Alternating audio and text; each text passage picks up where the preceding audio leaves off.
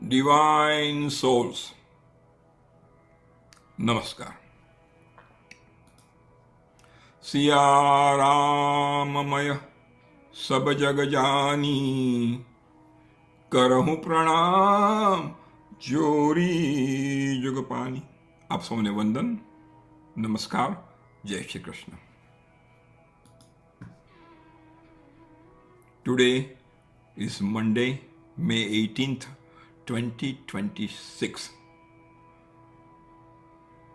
अधिक ज्येष्ठ मास, શુક્લ પક્ષ, દ્વિતીયા તિથિ, ભગવત કૃપાથી, શ્રી સદગુરુની કૃપાથી, પરમ પૂજ્ય શ્રી ભાઈશ્રીની કૃપાથી, અનેક સંતોની કૃપા અને આશીર્વાદથી, તેમજ આપણા સૌના પૂર્વજોની પુણ્યાયના પ્રતાપે સતત ચાલતો શ્રીમદ ભાગવત મહાપુરાણનો આ 75મો સત્સંગ છે. આજનો સત્સંગ ત્રીજા સ્કંધના 25મા અધ્યાયના પહેલા શ્લોકથી શરૂ કરીશું. ગ્રંથના 311મા પાના પરથી આપણે શરૂ કરીશું.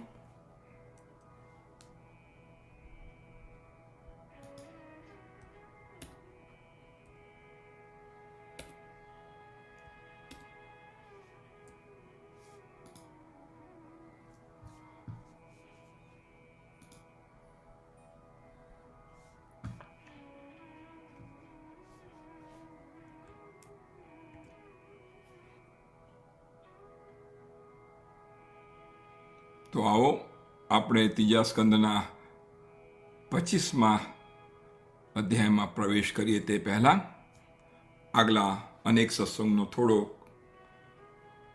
વિચાર કરીએ. તો કરદમ ઋષિએ ભગવાનની પ્રાર્થના કરી અને ધર્મપત્ની પોતાના કાર્ય માટે અને બ્રહ્માજીએ આપેલા આદેશ કે પ્રજાની ઉત્પત્તિ કરો માટે એમણે હજારો વર્ષ તપ કર્યું. ભગવાને પ્રસન્ન થઈને કહ્યું કે તમને મનુ અને શત્રુપા એમની સુશીલ પુત્રી દેવહૂતિને લઈને આવશે અને તમને કન્યાદાન માટેનું સ્વીકાર કરવા માટેનું ચિંતન અને રિક્વેસ્ટ કરશે, ત્યારે તમે એમની સાથે લગ્ન કરજો. અને એ પ્રમાણે કરદમ ઋષિ લગ્ન કરે છે. દેવહૂતિ એમની બહુ જ અત્યંત સેવા કરે છે. અને પછી આપણે દેવહૂતિ અને કરદમનું દિવ્ય દાંપત્ય જીવન જોયું. એમને 9 કન્યાઓ પ્રાપ્ત થઈ. અને જ્યારે એમણે કહ્યું કે હું હવે સંન્યાસ લઉં, કારણ કે એમણે એ શરત મૂકી હતી કે પુત્રની પ્રાપ્તિ થયા પછી હું સંન્યાસ લઈને તપ કરવા જઈશ, ત્યારે દેવહૂતિ કહે છે કે 9 કન્યાના લગ્ન કરાવીને પછી જાઓ, અને હજી પણ આપણને પુત્ર થયો નથી. તમારા વનગમન પછી મને કોઈ સહારો જોઈએ. ત્યાર પછી કપિલ ભગવાનનો પ્રાગટ્ય થાય છે. દેવહૂતિ અને કરદમ એમની સ્તુતિ કરે છે. અને પછી કપિલ ભગવાન કરદમ ઋષિને આજ્ઞા કરે છે કે હવે તમે વનમાં જઈ શકો છો અને મારું ધ્યાન, મારી ભક્તિ કરજો. અને એ એમના આદેશ પ્રમાણે ઈચ્છા અને દ્વેષથી રહિત સર્વત્ર સમબુદ્ધિ અને ભગવદ ભક્તિ સંપન્ન થઈને શ્રી કરદમજીએ ભગવાનનું પરમ પદ પ્રાપ્ત કરી લીધું. આપણે ત્યાં સુધીનું ચિંતન કર્યું હતું. હવે આપણે 25મો અધ્યાય ત્યાંથી શરૂ કરીશું. ખૂબ જ દિવ્ય અધ્યાય છે. મારો બહુ જ પ્રિય અધ્યાય છે, કારણ કે આ અધ્યાયમાં ભગવાન કપિલ જેવો સાંખ્ય યોગના ઉપદેશક, સાંખ્ય યોગના આદિ એવા છે, એમણે આ ભક્તિ યોગનો મહિમાનું વર્ણન કર્યું છે. સૌ પ્રથમ એમણે ભક્તિ યોગના મહિમાનું વર્ણન કર્યું છે.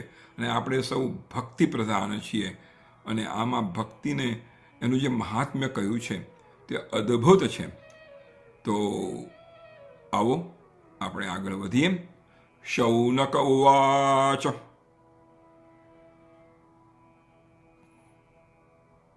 કપિલઃ તત્વસંખ્યાતા ભગવાનાત્મમાયયા જાતઃ સ્વયમજઃ સાક્ષાત આત્મપ્રજ્ઞ તયે નૃણામ. શૌનકજીએ પૂછ્યું. નૈમિષારણ્યમાં શૌનકજી અને સૂતજીનો દિવ્ય સંવાદ ચાલી રહ્યો છે.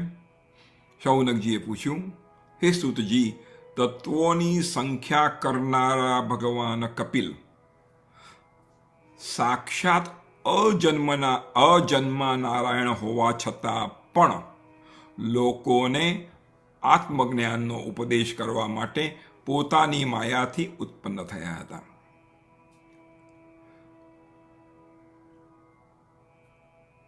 અને પછી આગળ કહે છે, ન યસ્ય સ્મણ પુંસામ વરીમ્ણ સર્વયોગિનામ વિશ્રુતો શ્રુતદેવસ્ય ભૂરી તૃપ્યંતિ મેસવ.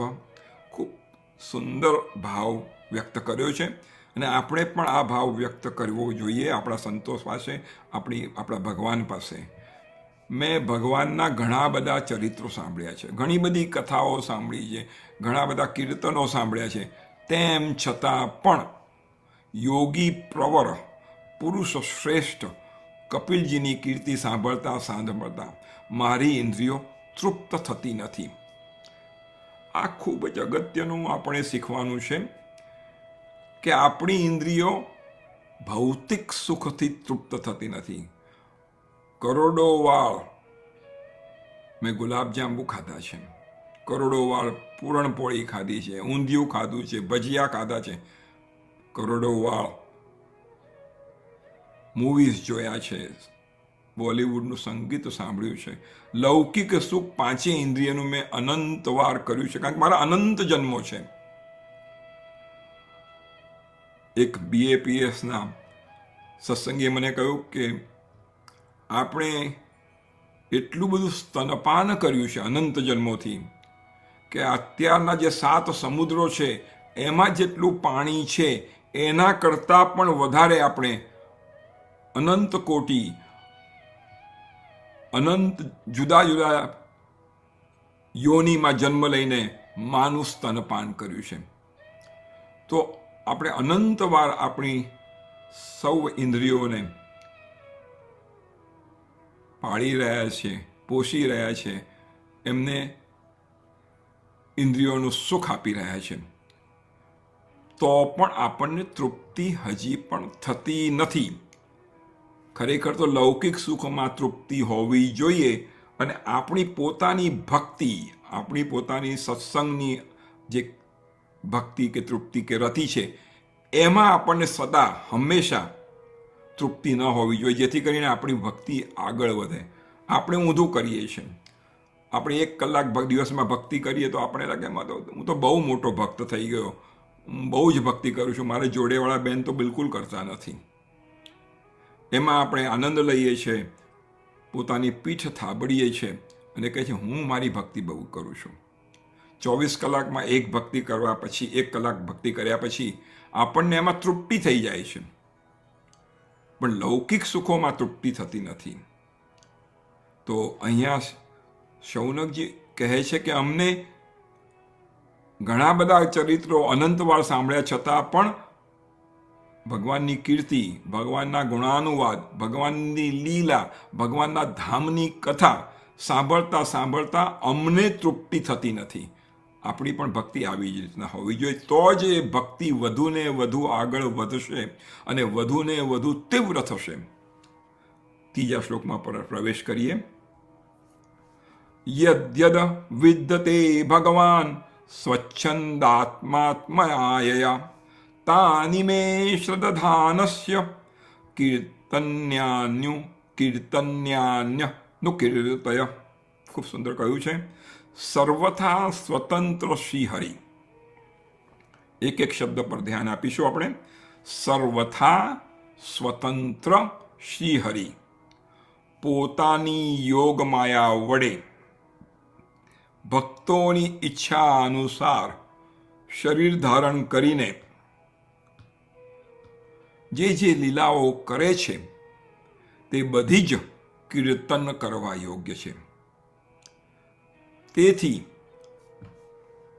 તમે મને બધી તે લીલાઓ સંભળાવો, મને તે સાંભળવામાં ઘણી શ્રદ્ધા છે. એટલે અહીંયા પણ એમને આ લીલાઓ સાંભળવામાં તૃપ્તિ થતી નથી, અને એની જ લીલા વારંવાર સાંભળવા માટે પણ અનન્ય ભક્તિ, અનન્ય શ્રદ્ધા, અનન્ય વિશ્વાસ હોય તો જ એમાં વધુ ને વધુ આનંદ આવે. તો એવી આ દિવ્ય વિનંતી શૌનકાદિ ઋષિઓ સૂતજીને કરે છે. અહીંયા પરમ પૂજ્ય સદગુરુદેવ ખૂબ સુંદર દ્રષ્ટાંત આપતા હતા. એનું થોડું ચિંતન કરીએ કે ભગવાન સાક્ષાત અજન્મા છે, અને છતાં પણ અવતાર લે છે. કેમ લે છે? આપણને જ્ઞાન અને ભક્તિનો ઉપદેશ કરવા માટે. એ સર્વથા સ્વતંત્ર છે. એમને અવતરવું પડે જ એવું નથી. તો પણ ભક્તોની ઈચ્છા અનુસાર શરીર ધારણ કરીને અવતાર લે છે. અને જ્યારે અવતાર લે છે ત્યારે પોતાની માયા, પોતાની યોગ માયા વડે એનો ઉપયોગ કરીને અવતાર લે છે.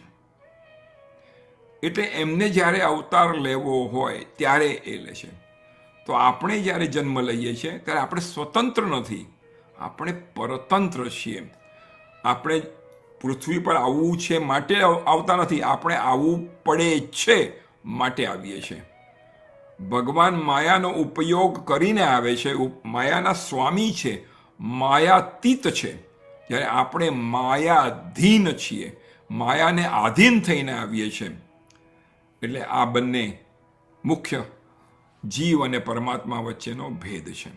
એને માટે પરમ પૂજ્ય સદગુરુદેવ ખૂબ સુંદર દ્રષ્ટાંત આપતા કે આપણે કોઈ જેલમાં જઈએ તો ત્યાં જેલમાં કેદીઓ પણ હોય છે, અને જેલના કર્મચારીઓ અને જેલર, જેને કહીએ મુખ્ય માણસ, એ પણ જેલમાં જ છે. એટલે કોઈ એમ ન સમજે કે બંને સરખા છે. જેલમાં રહેલો કેદી ત્યાંથી બહાર નીકળી શકતો નથી, એ આધીન છે. જેલના રૂલ્સ પ્રમાણે એને ત્યાં રહેવું પડે. એની ઈચ્છા હોય તો પણ બહાર જઈ શકતો નથી. જ્યારે જેલર જે છે એ પોતાની ઈચ્છાથી ત્યાં કામ કરવા માટે જેલમાં આવે છે, અને જ્યારે કામ પતી જશે ત્યારે પોતાની ઈચ્છાથી પોતાને ઘેર જાય છે. એ જેલની સીમાઓમાં બંધાયેલો નથી. એવી જ રીતના ભગવાન આ પૃથ્વી પર અવતાર લે છે, અને એમનું અવતાર કાર્ય પૂરું થયા પછી પોતે પોતાના સ્વધામમાં જાય છે. જ્યારે આ જીવ અનંત કોટી જન્મથી બંધાયેલો છે, અને ફરી એનું મૃત્યુ થાય છે અને જન્મ થાય છે, મૃત્યુ થાય છે અને જન્મ, અને એ માયાને આધીન છે. પોતાની ઈચ્છાથી નથી આવતો, અનિચ્છાથી પણ આવવું પડે છે. આ જીવ અને પરમાત્મા વચ્ચેનો ભેદ છે. તો આપણે આગળ વધીશું. સુત ઉવાચ દ્વૈપાયન સખસ્ત્વેવં મૈત્રેયો ભગવાંસ્તથા પ્રાહેદં વિદુરં પ્રીત આન્વિક્ષિક્યામ પ્રચોદિત. સુતજી કહે છે, હે મુનિઓ, તમારી જ જેમ વિદુરજીએ પણ જ્યારે આત્મજ્ઞાન વિષયક પ્રશ્નો પૂછ્યા હતા ત્યારે વ્યાસજીના સખા ભગવાન મૈત્રેયજીએ પ્રસન્ન થઈને આ પ્રમાણે કહ્યું હતું. આવા જ પ્રશ્નો ગંગા કિનારે વિદુર અને મૈત્રેયનો સંવાદ ચાલી રહ્યો છે ત્યારે આ જ પ્રશ્નો એમણે પણ પૂછ્યા હતા. કારણ કે ઓરિજિનલ આપણે અનુસંધાન રાખીએ તો આ કથા નૈમિષારણ્યમાં ચાલી રહી છે, સૂતજી અને શૌનકાદિ વચ્ચે, અને એમના કથામાં એમણે આ રેફરન્સ આપ્યો છે કે આ કથા મૈત્રેય અને વિદુરજી વચ્ચે ચાલી છે. એ કથા હું તમને સંભળાવું છું. એટલે ફરી પાછા આપણને ત્યાં લઈ આવે છે. વેદવ્યાસજી અત્યંત અનુસંધાન રાખે છે. તો પ્રશ્નો કેવા પૂછવા જોઈએ? આત્મજ્ઞાન વિષયક પ્રશ્નો. એક સંત કહેતા હતા કે જ્યારે હું મહાભારતની કથા કરું છું ત્યારે એક ભાઈ મને મળવા આવ્યા કે તમે બધું કહ્યું, પણ દુર્યોધનની સાસુનું નામ મહાભારતમાં ક્યાંય લખ્યું નથી, એ મને કહો. હાસ્ય પ્રમાણે રમૂજમાં સંત કહે છે તમારે એની સાસુનું નામ જાણીને શું કરવું છે, એની દીકરીને તમારે પરણવી છે. એટલે આવા ફાલતુ કોઈ કામ વગરના પ્રશ્નો આપણે પૂછીએ છીએ. સંતને મળીએ તો આત્મજ્ઞાન વિષયક આપણું કલ્યાણ થાય, અને ત્યાં બેઠેલા લોકો જો એ પ્રશ્નનો ઉત્તર સાંભળે તો એમનું પણ કલ્યાણ થાય. એવા પ્રશ્ન પૂછવા જોઈએ. અને એવા જ્યારે પ્રશ્નો આપણે પૂછીએ છીએ સંતોને, ત્યારે એ પણ પ્રસન્ન થઈ જાય છે. અહીંયા વ્યાસજીના સખા ભગવાન મૈત્રીજી પ્રસન્ન થયા છે આ પ્રશ્નો સાંભળીને. તો આવો આપણે આગળ વધીએ. 5મો શ્લોક. પીતરી પ્રસ્થિતે રણ્યમ માતુઃ પ્રિય ચિકીર્ષયા તસ્મિન બિંદુ સરે વાત્સી ભગવાન કપિલ કિલ. મૈત્રેયજીએ કહ્યું, હે વિદુરજી, પિતાના વનમાં ચાલ્યા ગયા પછી ભગવાન કપિલજી માતાનું પ્રિય કરવાની ઈચ્છાથી તે બિંદુ સરોવર તીર્થમાં, જે આપણે આગળ જોઈ ગયા સિદ્ધપુર ગુજરાતમાં આવેલું છે, ત્યાં રહેવા લાગ્યા. એક દિવસે તત્વ સમૂહના પારદર્શી, ખૂબ સુંદર, કપિલ ભગવાન તત્વ સમૂહના પારદર્શી છે. બધું જ એમને દેખાય છે, બધું જ એમને જ્ઞાત છે, પોતે ભગવાન છે. ભગવાન કપિલ ક્રિયાકલાપથી વિરત થઈને આસન પર વિરાજમાન થયેલા હતા. ત્યારે બ્રહ્માજીના વચનોને યાદ કરીને દેવહૂતિએ તેમને કહ્યું, કારણ કે બ્રહ્માજીએ કહ્યું હતું કે આપને ત્યાં ભગવાનનો અવતાર થયો છે, એક સાંખ્ય યોગનો સંદેશ આપવા માટે આવ્યા છે. તો એ બ્રહ્માજીના વચનોને દેવહૂતિ યાદ કર્યા, અને પછી એમણે કહ્યું. તો ક્યારે પ્રશ્ન પૂછ્યો છે કે જ્યારે એમની ક્રિયાકાંડ બધું પતી ગયું છે અને આસન પર આનંદપૂર્વક વિરાજમાન થયા છે, ત્યારે એમને કોઈ ડિસ્ટર્બન્સ ન થાય, એમને કોઈ વિઘ્ન ના આવે એમના તપમાં, ચિંતનમાં, કીર્તનમાં, ત્યારે એમણે પ્રશ્ન પૂછ્યો છે. દેવહૂતિ ઉવાચ નિર્વિણ્ણા નિતરામ ભૂમન સદિન્દ્રિયત યતર્ષણાત યેન સંભાવ્યમાનેન પ્રપન્નાંધમ તમઃ પ્રભો. ખૂબ સુંદર કહ્યું છે. આપણે જે કહેવું જોઈએ દેવહૂતિએ કહ્યું છે, આપણે કહેતા નથી, એ આપણી ભૂલ છે. દેવહૂતિ બોલ્યા, હે ભૂમન, હે પ્રભુ, આ દુષ્ટ ઇન્દ્રિયોની વિષય લાલસાથી હું ખૂબ કંટાળી ગઈ છું. ફરીથી, આ દુષ્ટ ઇન્દ્રિયો, આપણે તો ઇન્દ્રિયોને બહુ વાલી ગણીએ છીએ. ઓ મારી જીભ, ઓ મારું નાક, ઓ મારું કાન, ઓ મારો સ્પર્શ. આપણે ઇન્દ્રિયો લોલુપ છીએ, આપણે ઇન્દ્રિયોના ગુલામ છીએ. જ્યારે અહીંયા કહે છે આ દુષ્ટ ઇન્દ્રિયોની વિષય લાલસાથી હું ખૂબ કંટાળી ગઈ છું. પૂજ્ય ડોંગરેજી મહારાજ કહેતા, ઇન્દ્રિયો એ અગ્નિ જેવી છે, એમાં જેટલું તમે ઘી હોમો એટલો અગ્નિ વધુ ને વધુ પ્રજ્વલિત થશે. જેટલી વાર હું જીભને મારું ખવડાવું ગમતું, તેટલી વાર જીભ વધુ ને વધુ માંગશે. એટલે અગ્નિમાં ઘી હોમવાથી અગ્નિ શાંત થતો નથી.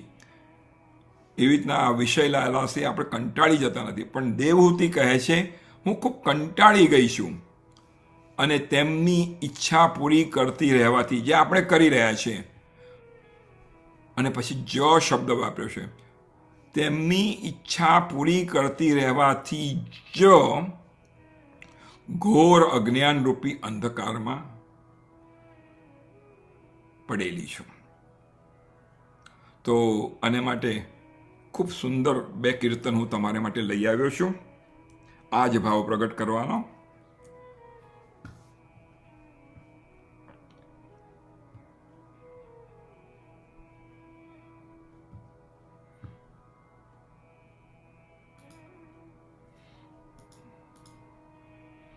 આ સુરદાસજીનું કીર્તન છે, અદ્ભુત કીર્તન છે. આવો આ જ ભાવ પ્રગટ કરતું સુરદાસજી શું કહે છે કૃષ્ણને. नाचो बहुत गोपाल अब में, नाचो बहुत गोपाल, नाचो बहुत गोपाल अब में, नाचो बहुत गोपाल. काम क्रोध को पहर चोलना, काम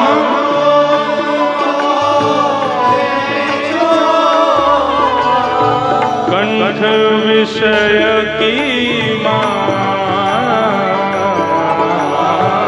कंठ विषय की मान. नाचो बहुत गोपाल अब में, नाचो बहुत गोपाल, नाचो बहुत गोपाल अब में, नाचो बहुत गोपाल, नाचो बहुत गोपाल अब में, नाचो बहुत गोपाल.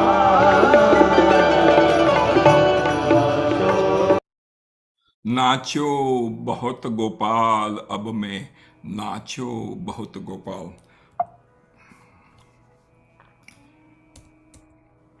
તો ભજન અતિ દિવ્ય છે, પણ સમયની મર્યાદા. આપણે પહેલો સ્ટેન્ઝા જોયો. કામ ક્રોધ કો પહેરી ચોલના, કંઠ વિષયન કી માલ, નાચો બહુત ગોપાલ અબ મેં, નાચો બહુત ગોપાલ. અને પછી સુરદાસજી આગળ કહે છે, મહામોહ કે નુપુર બાજત, નિંદા સબ દરસાલ, ભ્રમ ભોયો મન ભયો પખાવજ.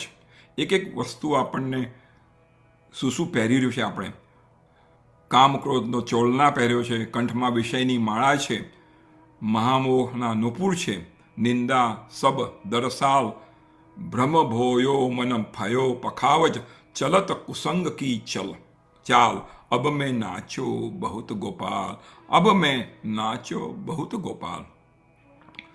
તૃષ્ણા નાદ કરત ઘટ ભીતર, અંદરથી નાદ આવે છે. આપણે અંદરથી તો શબ્દ બ્રહ્મા આવવા જોઈએ, પણ આપણને તૃષ્ણાનો નાદ આવે છે. અને એને તાલ કોણ આપે છે? નાના વિધિ દઈ તાલ. માયા કો કટી ફેંટા બાંધ્યો, માયા કો કટી ફેંટા બાંધ્યો, લોભ તિલક ગઈ ભાવ, અબ મેં નાચો બહુત ગોપાલ, અબ મેં નાચો બહુત ગોપાલ. કોટિક કલા કાછી દિખા રહી, જલથલ સૂધી નહીં કાલ, सूरदास की सबई अवध्या, सूरदास की सबई અવિદ્યા દૂરી કરો નંદલાલ. આ માયાની જે હું નાચ્યો છું, માયાના તાલ ઉપર હું નાચી રહ્યો છું, એ મારી બધી અવિદ્યા છે, એ બધી દૂર કરો. કોણ કરશે આ માયાની? તો ભગવાન કહે છે, મારી માયા બહુ દુસ્તર છે. જે મારે શરણે આવે છે એને માયા સતાવતી નથી, કારણ કે માયા મારી દાસી છે. પણ તમે જ્યારે માયાના દાસ થાવ છો ત્યારે તમને માયા નચાવશે. તમે મારે શરણે આવશો તો માયા તમને નહીં નચાવે. સુરદાસ બી એવું જ કહે છે, सूरदास की सबे अविद्या दूर करो नंदलाल, अब मैं नाचो बहुत गोपाल, अब मैं नाचो बहुत गोपाल. આપણે પણ ભગવાનને આ જ કહેવાનું છે, મેં બહુ નાચ્યો, અનંત જન્મોથી હું નાચતો આવ્યો છું અને હજી પણ નાચું જ છું. અને દેવહૂતિએ કહ્યું પ્રમાણે એ મારી અવિદ્યા છે, તો એ અવિદ્યામાંથી અમને મુક્ત કરો, અમે તમને શરણાગત થયા છીએ. આવો જ ભાવવાળું એક સુંદર ગીત મરાઠીમાં પણ છે. ફક્ત એનું મુખડું સાંભળીને આપણે આગળ વધીશું.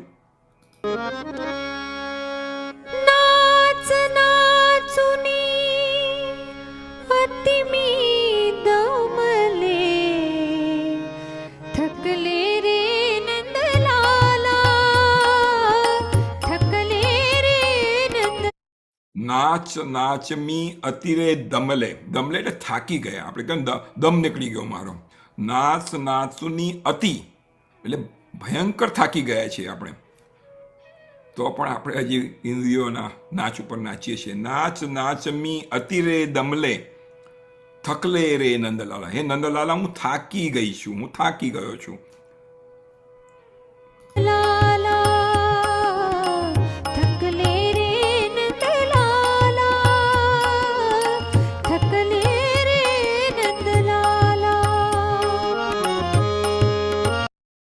તો એ હતું આપણું ચિંતન.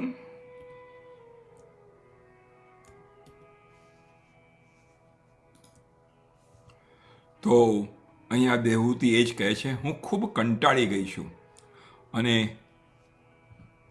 આ ઇન્દ્રિયોની વિષય લાલસા પૂર્તિ કરતા કરતા હું ઘોર અજ્ઞાનરૂપી અંધકારમાં પડેલી છું, જેવું સુરદાસજીએ કહ્યું હતું.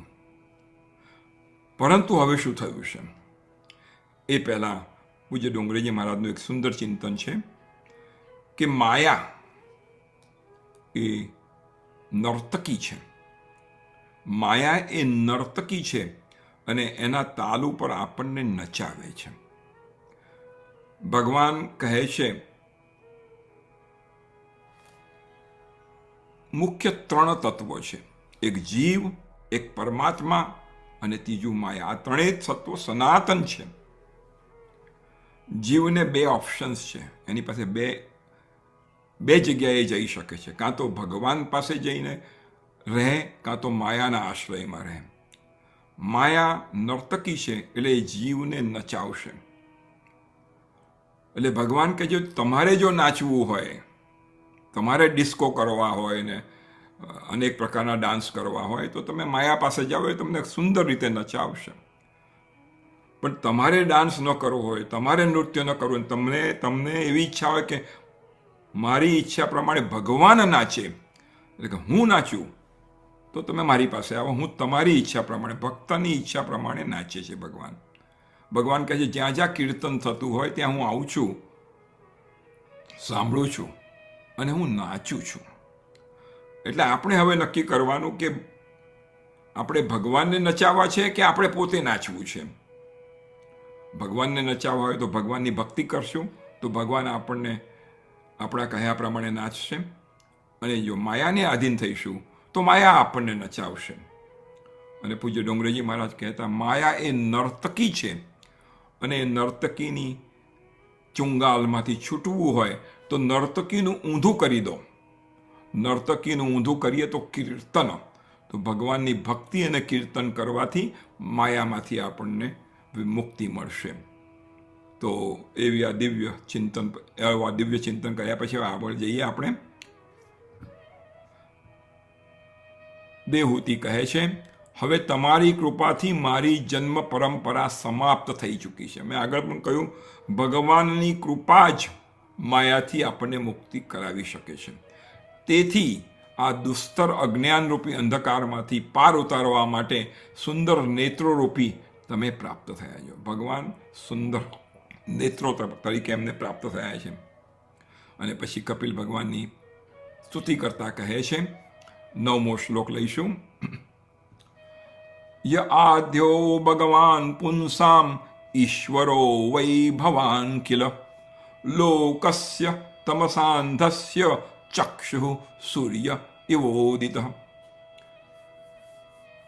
તમે એટલે કે હે કપિલ ભગવાન, તમે સમસ્ત જીવોના સ્વામી ભગવાન આદિ પુરુષ છો તથા અજ્ઞાનરૂપી અંધકારમાંથી પાર ઉતરવા માટે અંધ મનુષ્યો માટે નેત્ર સ્વરૂપ સૂર્યની જેમ ઉદય પામ્યા છો. 10મો શ્લોક લઈશું. અથ મે દેવ સંમોહમ અપાકૃષ્ટુમ ત્વમર્હસि યો વગ્રહો હમ મમે તિત્યે તસ્મિન યોજિતસ્ત્વયા. હે દેવ, આ શરીર, ઘર વગેરેમાં મારાપણાનો જે દુરાગ્રહ હોય છે તે પણ તમે જ કરાવેલો છે. તેથી હવે તમે મારા મહામોહને પણ દૂર કરો. હું અને મારું અને તું અને તારું આ જ માયા છે. અને આ બધામાં આપણો જે દુરાગ્રહ છે એ પણ ભગવાનની માયાથી જ થયેલો છે. એટલે એ કહે છે એ માયાને દૂર કરનાર તમે જ છો. તેથી હવે તમે મારા મહામોહ, મારો જે મહામોહ છે એને દૂર કરો. જેવું સુરદાસે પણ કહ્યું મહામોહ. તો આગળ ખૂબ સુંદર દ્રષ્ટાંત આપતા દેવહૂતિ કહે છે તમ ત્વાગતાહમ શરણમ શરણ્યમ સ્વભૃત્ય સંસારતરો કુઠારમ જિજ્ઞાસયાહમ પ્રકૃતે પુરુષસ્ય નમામિ સદ્વર વિદામ વરિષ્ઠમ. કુઠારમ એટલે કે કુહાડી. તમે પોતાના ભક્તોના સંસાર વૃક્ષ માટે કુહાડા સમાન છો. તરો એટલે કે ઝાડ, સંસાર તરો એટલે સંસાર રૂપી ઝાડ. તો ફરીથી તમે એટલે હે કપિલ ભગવાન, તમે પોતાના ભક્તોના સંસાર રૂપી વૃક્ષ માટે કુહાડા સમાન છો. ભગવાન કુહાડા સમાન તો છે જ, પણ કોને માટે કુહાડો વાપરે છે? પોતાના ભક્તોના માટે. જેવી રીતના કૃષ્ણ ગીતામાં કહે છે જે મારી શરણે આવે છે એને હું મારી દુસ્તર માયામાંથી મુક્તિ આપું છું.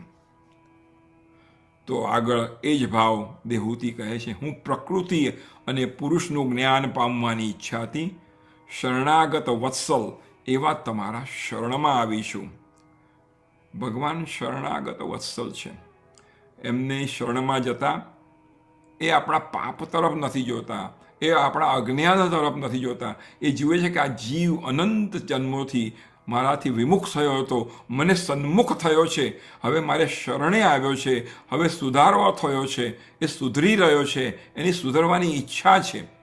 તેથી ભગવાન શરણાગત વત્સ હોવાથી કહે છે એવા તમારા શરણમાં આવીશું.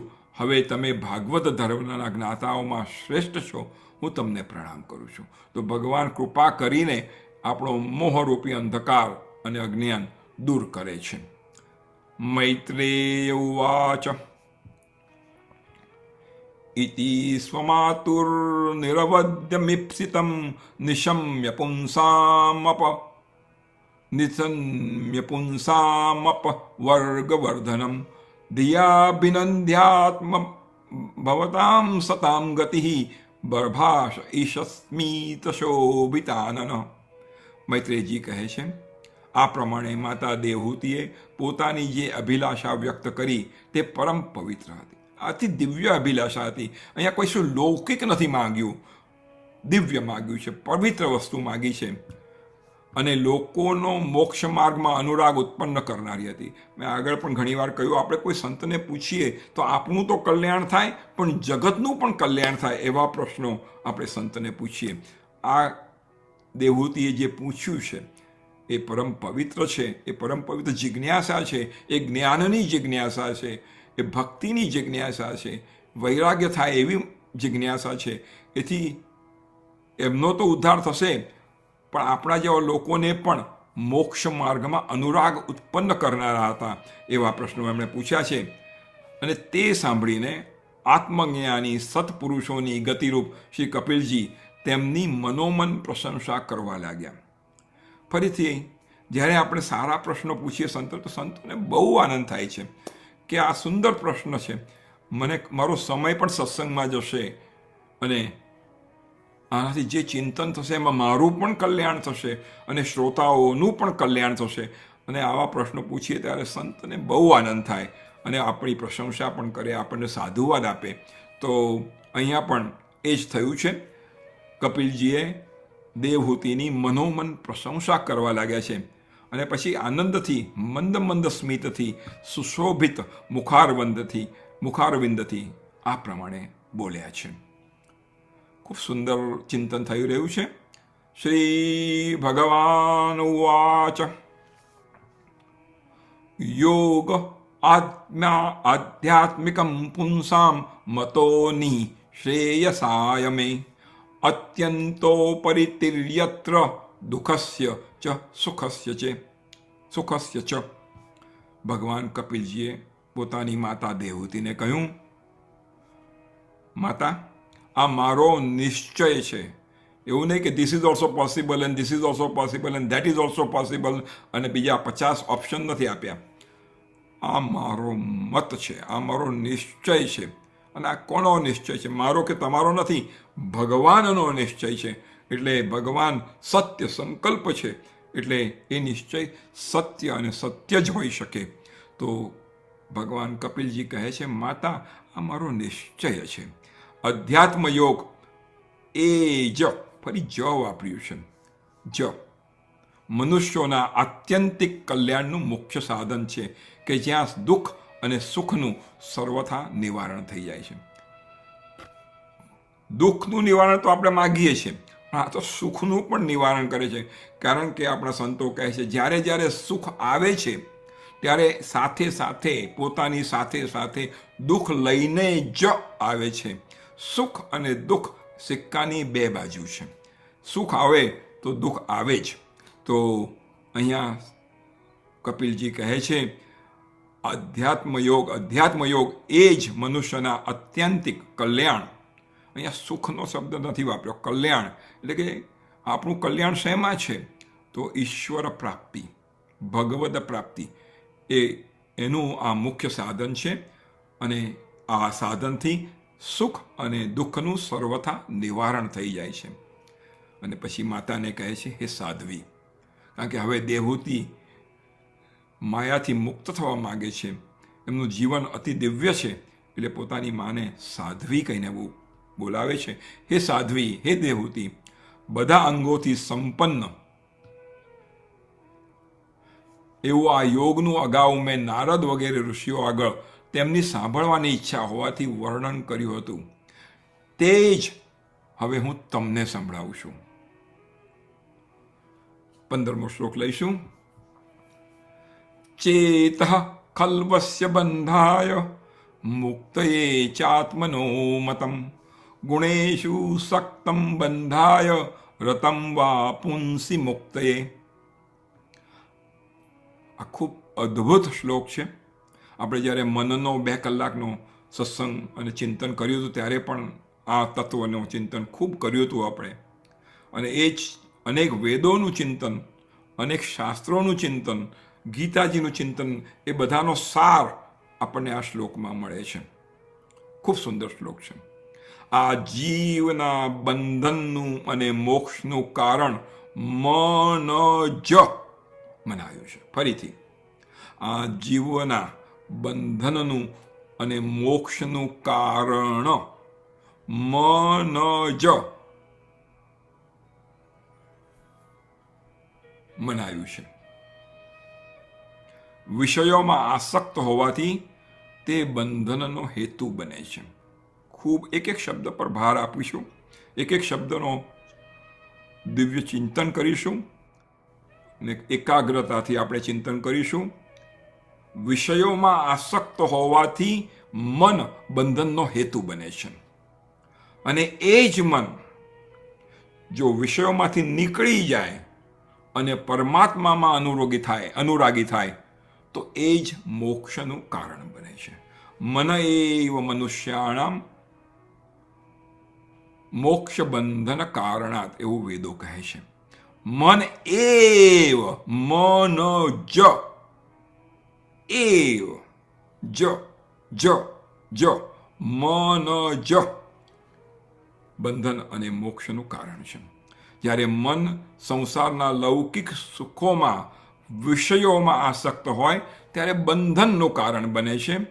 પરંતુ એ જ મન વિષયોમાંથી નીકળી અને ભગવાનના ચરણ કમળમાં, ભગવાનની ભક્તિમાં, ભગવાનના ગુણાનુવાદમાં, ભગવાનના લીલામાં, ભગવાનના ધામમાં જાય છે ત્યારે એ જ મન આપણને મુક્તિ અપાવે છે. પરમ પૂજ્ય ડોંગરેજી મહારાજ ખૂબ સુંદર દ્રષ્ટાંત આપતા અને કહેતા, આપણે ઘરમાં જ્યારે ઘરની બહાર નીકળીએ ત્યારે તાળું મારીએ છીએ. એ તાળું મારવા માટે આપણે કૂંચી વાપરીએ છીએ, કી જેને ઇંગ્લિશમાં કહીએ. તો આપણે જ્યારે ઘરની બહાર નીકળીએ ત્યારે તાળું મારવા માટે કૂંચી વાપરીએ છીએ, કી વાપરીએ છીએ. અથવા તો ચાવી વાપરીએ છીએ અને પાછા આવીએ ત્યારે એ જ ચાવીથી, એ જ કૂંચીથી આપણે તાળું ખોલીએ છીએ. એટલે તાળું બંધ કરવા માટેની એક કૂંચી અને તાળું ખોલવા માટેની બીજી કૂંચી હોતી નથી. એ જ કૂંચીથી તાળું બંધ પણ થાય છે, બંધનમાં મૂકીએ છીએ આપણે મનથી, અને એ જ કૂંચી મનરૂપી, એનાથી આપણે તાળું ખોલી પણ શકીએ છીએ અને મોક્ષને પણ પ્રાપી શકીએ. તો મન એ જ બંધનનું અને મોક્ષનું કારણ છે. અને પછી આગળ ખૂબ સુંદર સમજાવે છે ભગવાન કપિલ. અહમ મમાભિમાનોત્થૈ કામલોભાદિભિર્મલૈ વીતમ યદા મનઃ શુદ્ધમ અદુઃખમ સુખમ સમમ. ખૂબ સુંદર કહ્યું છે. આ મન જ્યારે હુંપણા, મારાપણાનું કારણ એવા કામ અને લોભ વગેરે વિકારોથી મુક્ત અને શુદ્ધ થઈ જાય છે. હું અને મારું, તું અને તારું આ માયા છે અને કામ અને લોભ વિકારો છે. તો આ મન જ્યારે હુંપણા અને મારાપણાનું કારણ એવા કામ, લોભ વગેરે વિકારોથી મુક્ત અને શુદ્ધ થઈ જાય છે, દેહાધ્યાસ છૂટે છે, દેહાભિમાન છૂટે છે, ત્યારે એ મન સુખ અને દુઃખમાંથી છૂટીને સમ અવસ્થામાં આવી જાય છે. સુખ દુઃખે સમે કૃત્વા લાભા લાભૌ જયા જયૌ, એવું ગીતાજીમાં બીજા અધ્યાયમાં કહે છે. તેવી રીતના એ મન જ્યારે વિકારોથી મુક્ત અને શુદ્ધ થઈ જાય છે ત્યારે તે સુખ અને દુઃખમાંથી છૂટીને સમ અવસ્થામાં આવી જાય છે. ત્યારે શું થાય છે? ત્યારે જીવ પોતાના જ્ઞાન, વૈરાગ્ય અને ભક્તિ ભર્યા હૃદયથી આત્માને પ્રકૃતિથી પર, એકમાત્ર અદ્વિતીય, ભેદરહિત, સ્વયં પ્રકાશિત, સૂક્ષ્મ, અખંડ, ઉદાસીન એટલે કે સુખ દુઃખ ભાવ શૂન્ય જુએ છે, તથા પ્રકૃતિને શક્તિહીન અનુભવે છે. પ્રકૃતિ હવે તમારી પર કંટ્રોલ કરી શકતી નથી. જ્યારે જીવ આવું કરે છે ત્યારે આ બધા ભાવો એનામાં આવે છે. અને પછી હવે ભક્તિ યોગની વાત કરે છે. 19મો શ્લોક બહુ સુંદર, અતિ દિવ્ય. ન યુજ્યમાનયા ભક્ત્યા ભગવત્યખિલાત્મની સદૃશોસ્તિ શિવ પંથા યોગિનામ બ્રહ્મ સિદ્ધયે. ખૂબ સુંદર. યોગીઓ માટે, આપણે તો યોગી છીએ જ નહીં, આપણને યોગ આવડતો નથી. આપણે બધા ડાન્સ સ્ટુડિયોમાં જઈને આમથી તેમથી નાચીએ અને એને યોગ કહીએ છીએ. બિલકુલ ખોટું છે. એ એક્સરસાઇઝ છે, યોગ નથી. યોગ એટલે યુંજતે, ભગવાનની યુંજ એટલે એક યુંજ એટલે જોડાવવું, અને યોગ એટલે જોડાયેલો. આપણે ભગવાનની સાથે જોડાવાનું, એને યોગ કહેવાય છે. અને યોગના અનેક પ્રકાર છે અને આપણે એમાંથી એક પણ પ્રકાર કરતા નથી, કરવાની શક્તિ નથી, કરવાનું જ્ઞાન નથી અને આવડત પણ નથી. તો એવા યોગીઓ માટે ભગવત પ્રાપ્તિની નિમિત્તે શરૂઆતમાં શ્રી હરિ પ્રત્યે કરાયેલી ભક્તિ જેવો અન્ય કોઈ માર્ગ મંગલમય નથી. આ તો યોગીઓની વાત કરે છે. આપણે તો યોગીઓ છે નહીં, પણ એમના માટે પણ આ બધા યોગો કરતા હોય તો પણ એમને માટે ભગવત પ્રાપ્તિ જોઈતી હોય તો એમણે શરૂઆતમાં શ્રી હરિ પ્રત્યે ભક્તિ કરવી જોઈએ. એના સિવાય બીજો અન્ય કોઈ માર્ગ નથી. અને 20મા શ્લોકમાં પછી કહે છે,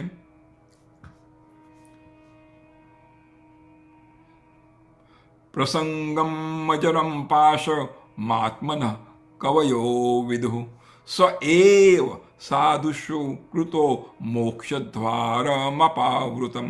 ખૂબ સુંદર. વિવેકી મનુષ્ય, નિરક્ષીરનો વિવેક એ વિવેક છે. દૂધ અને પાણીનો વિવેક, શ્રેય અને પ્રેયનો વિવેક, મારા કલ્યાણમાં શું છે અને મારા ખરાબ માટે શું છે એનો વિવેક, એને વિવેક કહેવાય. તો વિવેકી મનુષ્યો સંગ અને આસક્તિને જ આત્માનું અકાટ્ય બંધન માને છે. ખૂબ સુંદર. આપણે આગળ પણ જોઈ ગયા, મન શેમાં આસક્ત છે અને કોનો સંગ કરે છે, ખૂબ જ અગત્યનું છે.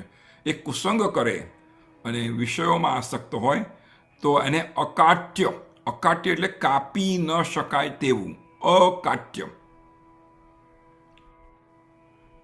બંધન માને છે. કોણ? વિવેકી મનુષ્યો. પણ તે જ સંગ અને આસક્તિ જ્યારે સંતો મહાપુરુષો પ્રત્યે થઈ જાય ત્યારે મોક્ષનું બારણું ખુલી જાય છે. સત્સંગનો બહુ જ મહિમા છે. કદાચ સત્સંગ ન કરીએ તો કદાચ ચાલી જાય, પણ કુસંગ તો ન કરીએ. કારણ કે કુસંગ એટલે આપણે આપણી ભક્તિમાં પાછળ 2 સ્ટેપ, 5 સ્ટેપ, 10 સ્ટેપ, 15 સ્ટેપ, દરરોજ જેટલી પણ ભક્તિ કરતા હોય એમાંથી જેટલી પ્રગતિ થતી હોય એ કુસંગ કર્યાથી એ પ્રગતિ પાછા પગલે પડે છે. એટલે આપણે હતા ત્યાં ને ત્યાં જ હોઈએ, કાં તો હતા એના કરતાં પણ પાછળ પડીએ. એટલે કુસંગનો ખૂબ મહિમા છે કે ન કરવો જોઈએ. પણ એ કુસંગને બદલે જો આપણે સત્સંગ કરીએ, કોનો સત્સંગ કરીએ? સંતોનો સત્સંગ કરીએ, મહાપુરુષોનો સત્સંગ કરીએ અને એમનામાં આસક્તિ રાખીએ. આસક્તિ ખરાબ છે એવું નથી, પણ શેમાં આસક્તિ રાખીએ છીએ એ અગત્યનું છે. સંગ ખરાબ નથી, પણ કોની સાથે સંગ કરીએ છીએ એ અગત્યનું છે. તો વિષયો લોલુપ, જે લોકો વિષયને આધીન છે એવા લોકો સાથે જ્યારે આપણે સંગ કરીએ છીએ ત્યારે કુસંગ હોય છે અને એમની સાથે આપણને પણ વિષયોમાં લંપટ થવાની પ્રેરણા મળે છે. સંગ તેવો રંગ, અન્ન તેવો ઓડકાર. તો એ સંગ ત્યાંથી છૂટી જાય કુસંગ, અને આપણે આપણી આસક્તિ વિષયોમાંથી કાઢીને, કુસંગમાંથી કાઢીને સંત મહાપુરુષો તરફ થઈ જાય તો આપોઆપ મોક્ષનું બારણું ખુલી જાય છે. તમારે ટકોરા મારવાની પણ જરૂર નથી. એ મોક્ષ પોતે જ તમારી પાસે આવશે. ભગવાનની ભક્તિ કરીએ ત્યારે મોક્ષ એ ભગવાનની દાસી છે અને તમને તમારી પાસે આવશે અને કહેશે મને પણ સ્વીકાર કરો કારણ કે તમે ભગવાનના ભક્ત છો. તો મોક્ષ એ ભગવાનની દાસી છે. તો ભગવાનની ભક્તિ કરવાથી મોક્ષ માગવા જવું પડતું નથી. હરિના ભક્ત તો મુક્તિ ન માગે, માગે જન્મ જન્મ અવતાર રે, એવું નરસિંહ મહેતા કહે છે. ભગવાનના ભક્તો મુક્તિ પણ માગતા નથી. ભગવાનના ભક્તો કશું જ માગતા નથી. મુક્તિ તો આવે છે દાસી કરીને, મને અપનાવો, મને અપનાવો. અને મોટા મોટા સંતો મુક્તિને ડાકણ કહે છે અને તે કહે છે તું અહીંથી નીકળી જા, કારણ કે મને ભગવાનની ભક્તિમાં જે આનંદ છે એ મુક્તિમાં નથી. એટલે મુક્તિને હકાલી દે છે અથવા તો હળદૂત કરીને પાછી મોકલે છે. એવા દિવ્ય ભક્તો, તો મોક્ષનું બારણું એવા ભક્તો માટે આપોઆપ ખુલી જાય છે. આપણે 23મા શ્લોક સુધી જઈશું અને પછી આપણે વિરમીશું. અને ખૂબ સુંદર શ્લોક છે. એક એક શબ્દ પર ધ્યાન આપીશું, ચિંતન કરીશું, એકાગ્રતા કરીશું. જે લોકો સહનશીલ, દયાળુ, સમસ્ત શરીરધારીઓના અકારણ હિતચિંતક. આપણે હિતચિંતક તો હોઈએ છીએ જ્યાં મારો સ્વાર્થ છે, પણ જ્યાં મારો સ્વાર્થ નથી એમાં પણ હું કોઈનું હિત ચાહતો હોઉં તો એ અકારણ હિતચિંતક. કોઈના પ્રત્યે શત્રુભાવ નહીં રાખનારા, શાંત, સરળ સ્વભાવયુક્ત અને સત્પુરુષોનું સન્માન કરનારા હોય છે. તદુપરાંત જેઓ મારામાં અનન્ય ભાવે સુદૃઢ પ્રેમ કરે છે. સુદૃઢ એટલે કે દ્રઢ ભક્તિ. દ્રઢ ઇન ચરણ ન કેરો ભરોસો, દ્રઢ ઇન ચરણ ન કેરો. તો મારામાં અનન્ય ભાવે, આપણે તો બીજી 25 જગ્યાએ જઈએ, કોઈને આમ જઈએ, કોઈ પ્રેસિડેન્ટ પાસે જઈએ, કોઈ CEO પાસે જઈએ કામ કરાવવા માટે. આપણી પાસે ભગવાનમાં ભરોસો નથી. મારામાં અનન્ય ભાવે એટલે હું સર્વ સમર્થ છું, અને હું બધું કરી શકું છું ભગવાન એવું કહે છે, તો એમાં અનન્ય ભાવ હોય અને સુદૃઢ પ્રેમ હોય. મારા માટે સમસ્ત કર્મો તથા પોતાના સગા સંબંધીઓને પણ ત્યજી દે છે. અને પર આવતા અઠવાડિયે આપણે ચિંતન કરીશું, સમયની મર્યાદા છે. પણ મારા માટે સમસ્ત કર્મો, આપણને ઘણા બધા કર્મો કરવાની ઈચ્છા થાય છે કે આમ ન જઈએ તો પેલા ભાઈને ખોટું લાગશે, આમ ન કરું તો પેલા બહેનને ખોટું લાગશે, આપણે ત્યાં પછી આવશે કે નહીં, મારે જરૂર હશે ત્યારે. એવી રીતના અનેક કર્મો આપણે કરીએ છીએ સંસારમાં, અને સારા કર્મો પણ કરીએ છીએ અને ખરાબ કર્મો પણ કરીએ છીએ. એ બધાને ત્યજી દેવાના છે, તથા પોતાના સગા સંબંધીઓને પણ ત્યજી દેવાના. કયા સગા સંબંધીઓને ત્યજવાના છે? જે તમારી ભક્તિમાં વિઘ્ન નાખે છે, જે તમારી ભક્તિને આગળ વધવા દેતા નથી, જે તમને કહે છે કે તમે આ ખોટું કરો છો, અમે આ કામ નથી કરતા ને તે કામ નથી કરતા. ભલે તમે બધું જ એમની કાળજી લેતા હો, પણ તમને ભક્તિમાં વિઘ્ન નાખે છે. જે પ્રહલાદની ભક્તિમાં વિઘ્ન હતું, ધ્રુવની ભક્તિમાં વિઘ્ન હતું, એવું વિઘ્ન નાખે છે. ત્યારે એ સગા સંબંધીઓને પણ ત્યજી દે છે. અને પછી મારામાં પરાયણ રહીને શું કરે છે? આવો માણસ શું કરે? તો મારી પવિત્ર કથાઓનું શ્રવણ અને કીર્તન કરે. શ્રવણ ભક્તિ અત્યંત ઉત્તમ કક્ષાની માની છે. શ્રવણ ભક્તિ એ સરળ છે. શ્રવણ ભક્તિ ગમે ત્યારે ગમે તે જગ્યાએ નાહ્યા વગર, ધોયા વગર, જોડા પહેરીને કોઈ પણ જગ્યાએ, કોઈ પણ સ્થળમાં, કારમાં, ડૉક્ટરની ઓફિસમાં, એરપોર્ટ પર કરી શકાય છે. આપણે શું શ્રવણ કરીએ છીએ આ બધી જગ્યાએ જઈએ ત્યારે? અને આપણી કારમાં હોય કોઈ માણસ, તો આપણે કઈ વાતો કરીએ છીએ? તો કીર્તન કરીએ છીએ કારમાં બેસીને, સ્તોત્રોનું ગાન કરીએ છીએ, ભગવાનની કથા સાંભળીએ છીએ કે એની કથાની વાર્તો કરીએ છીએ, કે શું કરીએ છીએ? તો ભગવાન કહે છે મારામાં પરાયણ રહીને મારી પવિત્ર કથા. ભગવાનના અવતાર એટલા માટે જ થાય છે કે જેથી કરીને એ કથા, એ લીલા, એમના નામ, એમના ગુણાનુવાદ, એમના ધામ, એમના સંતોની કથા આપણને પ્રાપ્ત થાય, અને એ કથા જ આપણું કલ્યાણ કરે છે. તો આવી મારી પવિત્ર કથાઓનું જે શ્રવણ અને કીર્તન કરે છે, આપણે આગળ કીર્તન જોઈ ગયા, તથા મારામાં જ, ફરીથી જ શબ્દ વાપર્યો છે, ચિત્ત જોડેલું રાખે છે. અને પછી ભગવાન વચન આપે છે, તે ભક્તોને સંસારના અનેકવિધ તાપો કોઈ દુઃખ પહોંચાડતા નથી. તુમરે ભજન રામ કો પાવે, જન્મ જન્મ કે દુઃખ વિસરાવે. સૌથી વધારેમાં વધારે કોઈ દુઃખ હોય તો જન્મ અને મરણનું દુઃખ છે. તો એ બધા જ તાપો આપણને દુઃખ પહોંચાડતા નથી, એવું કપિલ ભગવાન દેવહૂતિના માધ્યમને લઈને આપણને બધાને કહે છે. તો આપણે અહીંયા જ વિરમીશું. જય શ્રી કૃષ્ણ. જોડાયેલા રહેશો.